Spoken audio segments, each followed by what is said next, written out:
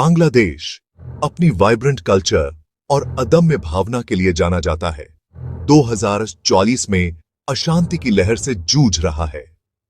ढाका और दूसरे बड़े शहरों की सड़कें विरोध प्रदर्शनों का अखाड़ा बन गई हैं, जहां नागरिक देश की आरक्षण व्यवस्था पर अपना आक्रोश व्यक्त कर रहे हैं। ये प्रदर्शन समानता और अवसर की चिंताओं को दर्शाते हैं। इस मुद्दे के मूल में यह सवाल है कि इस सिस्टम से किसे फायदा होता है। ये विरोध प्रदर्शन उन लोगों के बीच बढ़ती खाई को उजागर करते हैं और जो इसे असमानता को बढ़ावा देने वाली व्यवस्था के रूप में देखते हैं। सरकार के सामने प्रदर्शनकारियों की चिंताओं को दूर करने का काम है। We don't know what happened, but we just heard that hundreds of people were killed, the innocent students, the students who are not even 18. Bangladesh इस अशांत दौर से कैसे गुजरता है? आने वाले दिन इस मूवमेंट के ट्रैजेक्टरी को निर्धारित करेंगे। मौजूदा अशांति को समझने के लिए हमें बांग्लादेश में आरक्षण के ऐतिहासिक संदर्भ में जाना होगा। आजादी के बाद के दौर में शुरू हुई इस सिस्टम का उद्देश्य उन वंचित समुदायों का उत्थान करना था जिन्होंने व्यवस्थित भेदभाव का सामना किया था। इसका उद्देश्य उन्हें शिक्षा और रोजगार में समान अवसर प्रदान करना था, जिससे सामाजिक गतिशीलता को बढ़ावा मिले और असमानता कम हो। हालांकि इस नेकनियती नीति का कार्यान्वयन चुनौतियों से भरा रहा है।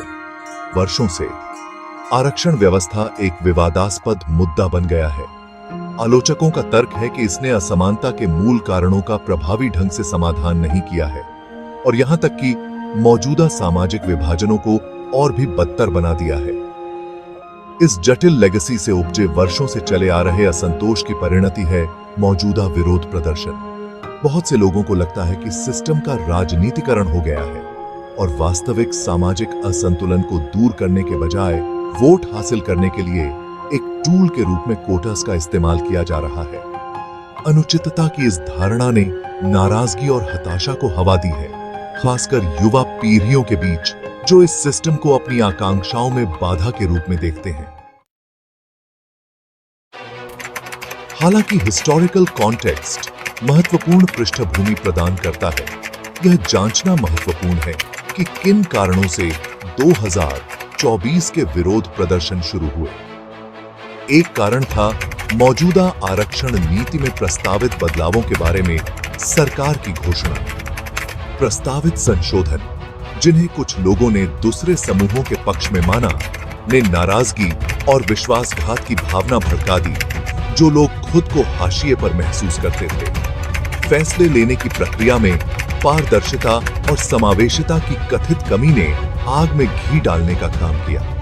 आलोचकों का तर्क है कि सरकार सभी स्टेक होल्डर्स, जिनमें सबसे अधिक प्रभावित समुदायों के प्रतिनिधि शामिल हैं, के साथ पर्याप्त रूप से परामर्श करने में विफल रही। बातचीत की इस कमी ने मौजूदा तनाव को और बढ़ा दिया और विरोध के लिए एक ऐसा माहौल तैयार किया जो पहले से ही फैलने के लिए तैयार था। सोशल मीडिया ने इन शिकायतों को बढ़ाने में महत्वपूर्ण भूमिका निभाई। फेसबुक और ट्विटर जैसे प्लेटफॉर्म्स वर्चुअल स्पेसेस बन गए, जहां व्यक्ति और समूह समर्थन जुटा सकते थे, जानकारी साझा कर सकते थे और विरोध प्रदर्शनों का समन्वय कर सकते थे। ऑनलाइन प्लेटफॉर्म्स की गति और पहुंच ने यह सुनिश्चित किया कि असंतोष का संदेश दूर दूर तक पहुंचे, जिससे जीवन के सभी क्षेत्रों के नागरिकों को मूवमेंट में शामिल होने के लिए प्रेरित किया जा सके। विरोध प्रदर्शनों को खुद को रणनीति और असंतोष की अभिव्यक्ति की एक विविध श्रेणी द्वारा चिह्नित किया गया है। अक्सर छात्र समूहों और नागरिक समाज संगठनों के नेतृत्व में शांतिपूर्ण मार्च ने हजारों लोगों को सड़कों पर उतार दिया है, जो एक न्याय संगत आरक्षण व्यवस्था की मांग कर रहे हैं। इन प्रदर्शनों को शक्तिशाली भाषणों, मार्मिक नारों और प्रतिभागियों के बीच एकता की स्पष्ट भावना की विशेषता रही है।